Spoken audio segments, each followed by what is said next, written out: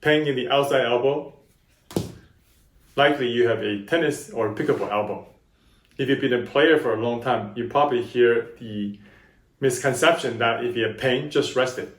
But you might have noticed after you rested for 2 weeks, you go back, pick up your racket or pedal and play, pain comes back. Why is this? After 27 plus years of experience, I'm here to tell you that complete rest is the enemy. We now know it is actually tendinosis, where there is a structural reorganization problem. When you rest too long, the tendon actually gets stiffer and weaker, which doesn't help you to return to play. There is a paper outlines the problem as there is a neurovascular ingrowth. This means that tiny hypersensitive nerve and vessel grows into the tendon where they don't belong. And the consequence is like a faulty home alarm system where there's alarm or the pain signal going on when there is actually no danger. And therefore you feel the pain. You might notice in your daily life, like picking up a coffee cup could actually give you a sharp pain. The force is actually not damaging your tendon, but it's that these hypersensitive nerves are overreacting to the load and give you that sharp pain signal. So what do? We could start with something called isometric, where you push against your strong hand, this is the sore hand, to hold it for 30 to 45 seconds. So basically you're telling those hypersensitive nerves that the load is safe, it is not damaging. So you hold for 30 to 45 seconds, and this creates an analgesic effect or a pain reducing effect. So you could carry out these isometric exercises for days to weeks till the point that you feel there's much less pain in your daily life. Once your pain is better and more manageable, you could move on to the next phase of strengthening, what we call eccentric. You could take a light dumbbell. I'll start with something like a 2 pound, okay? You could rest it over the edge of the table. I want you to do a 3-3-5 pattern. Take 3 seconds to go up, 1, 2, 3. Hold for 3 on top, 1, 2, 3. Take 5 seconds to go down, 1, 2, 3, 4, 5.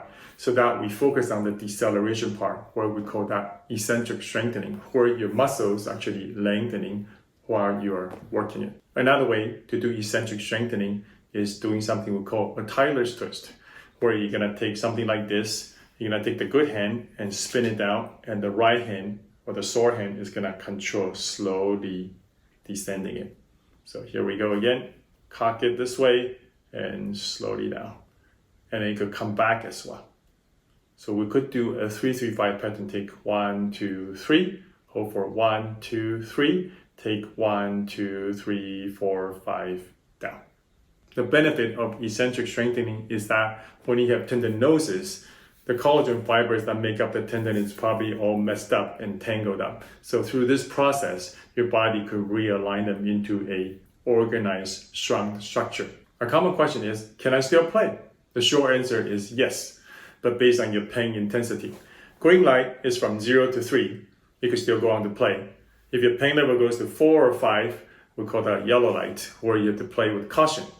And then if it's above 6, we'll call that red light. You should stop and take a break. We could also use the 24-hour rule or the morning after rule. If you wake up and your pain is a lot worse than the day before, or you feel stiffer, then that's a sign to tell you you should stop. However, if you wake up and the pain's actually subsided, then that means whatever dosage you played the day before is probably okay. In the very acute phase where you're very sore, people could use ice to bring down the inflammation. Some people put some anti-inflammatory creams such as Voltaren Emugel, or some people take oral anti-inflammatory medication to help with the pain and inflammation. But the most important part is rest. People use a tennis elbow brace which has a strap that goes over it, and the purpose is to distribute the wide force to the tendon by putting a strap. However, I find if you use such brace, you can still do a lot of stuff. So I find if you take a wrist brace, actually stops your wrist movement. It sounds funny that when you have elbow pain, we stop the wrist movement, but actually these muscles from the elbow actually move your wrist. So if you get a wrist brace with some kind of plastic or metal plate that blocks your wrist movement, that is the best. So for this particular one, we're gonna slip it in and wrap around like that. So once we put it on, your hand cannot move too much. Most of the time, if you ice it, rest it, the pain will go down. But sometimes your modification and your rest is not enough, and your pain level is gonna increase. And I find that sore stage, where I call it the point of no return, usually might last 1 to 2 months. And after that, usually the pain level will go down. So during that very sore stage, you could do the isometric exercises. Once the pain gets down, you could do the eccentric strengthening. In my experience, this process could take months, sometimes up to 10 months or a year even. So once you're better, you should progress the weight of your eccentric strengthening.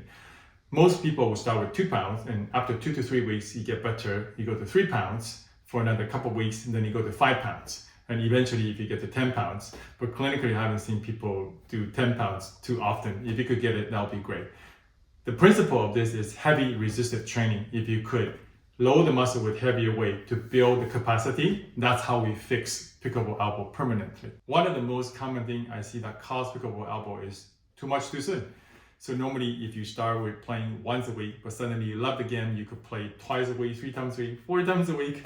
That really increases. If this is the capacity, this is your demand. If you increase the demand too quickly, then there's a deficit, and that's how the tissue gets overused and inflamed. So for us to fix this, we have to get the capacity really high to tolerate the demand. In conclusion, you don't have to wait till the pain completely vanishes before you could use it or play again. Just follow the guideline that we had discussed earlier in this video.